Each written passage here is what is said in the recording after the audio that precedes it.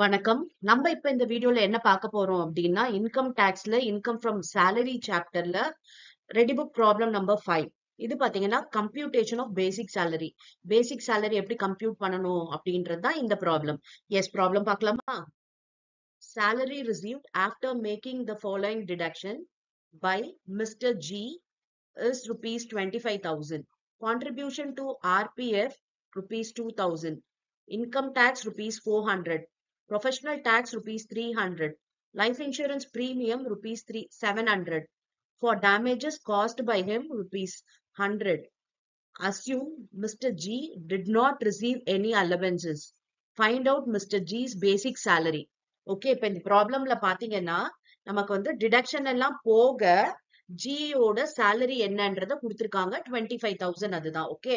Deduction எல்லாம் போக ஜியோட salary. இப்ப ஜின்றவர் பாத்தீங்கன்னா இவ்ளோ டிடக்ஷன்ஸ் வந்து பண்ணிருக்காங்க ஜியோட சேலரியில. ஓகே, இப்ப அந்த டிடக்ஷன் எல்லாத்தையும் நம்ம என்ன பண்ணணும் அப்படின்னா திரும்பி ஆட் பேக் பண்ணணும். அப்பதான் நம்மளால பேசிக் சேலரி வந்து அசர்டைன் பண்ண முடியும். அதாவது அவரோட பேசிக் சேலரியில இருந்து இந்த டிடக்ஷன் எல்லாம் போக அவர் சேலரி ரிசீவ் பண்ணது 25,000. ஓகே, இப்ப நம்ம என்ன பண்ண போறோம்? இது எல்லாத்தையும் திரும்பி ஆட் பண்ண போறோம். அவரோட டிடக்ஷன்ஸ் எல்லாத்தையும் பேலன்ஸ் இந்த 25,000 இருக்கு இல்லையா, இதோட ஆட் பண்ணணும். எஸ் போடலாமா? ஓகே, பாருங்க, சேலரி ரிசீவ்டு முதல்ல எழுதிக்கலாம் 25,000. இதோட அந்த கான்ட்ரிபியூஷன் டு ஆர்பிஎஃப், அதாவது ரெகக்னைஸ் ப்ராவிடென்ட் ஃபண்ட், அதை ஆட் பண்ணிக்கலாம் 2,000. அப்புறம் இன்கம் டாக்ஸ் ஒரு 400, அதுவும் ஆட் பண்ணிக்கலாம். ப்ரொஃபஷனல் டாக்ஸ் பாத்தீங்கன்னா ஒரு 300, அதையும் ஆட் பண்ணிக்கலாம். லைஃப் இன்சூரன்ஸ் பிரீமியம் பாத்தீங்கன்னா 700 பிடிச்சிருக்காங்க, அதையும் ஆட் பண்ணிக்கலாம்.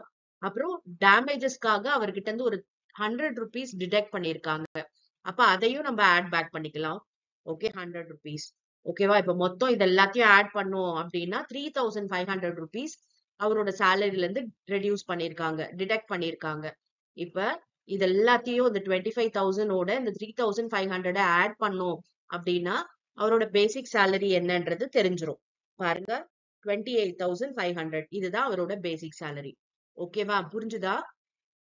அவரோட பேசிக் சேலரியில இது எல்லாத்தையுமே பாத்தீங்கன்னா ஆட் சப்ராக்ட் பண்ணிருக்காங்க.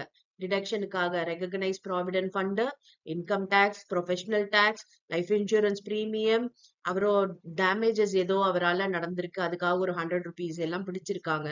சோ இது எல்லாத்தையும் சப்ராக்ட் பண்ண பிறகு சேலரி ரிசீவ்டுன்ட்டு கொடுத்தது. இப்ப நமக்கு வந்து பேசிக் சேலரி வேணும், அதனால இது எல்லாத்தையும் திரும்பி ஆட் பண்ணிட்டோம் அப்படின்னா பேசிக் சேலரி கிடைச்சிடும். ஓகேவா? ஈஸியா இருக்கு இல்லையா இந்த ப்ராப்ளம்? இப்படிதான் பேசிக் சேலரி அசர்டைன் பண்ண சொல்லி உங்களுக்கு 2 மார்க் கொஸ்டின்ல கேட்கறதுக்கு பாசிபிலிட்டிஸ் இருக்கு. பிகாஸ் இதுல பெரிய கால்குலேஷன் எதுவுமே இல்ல, அதனால 2 மார்க்ல இந்த மாதிரி ப்ராப்ளம்ஸ் வரலாம். Yes, thank you for your patient listening.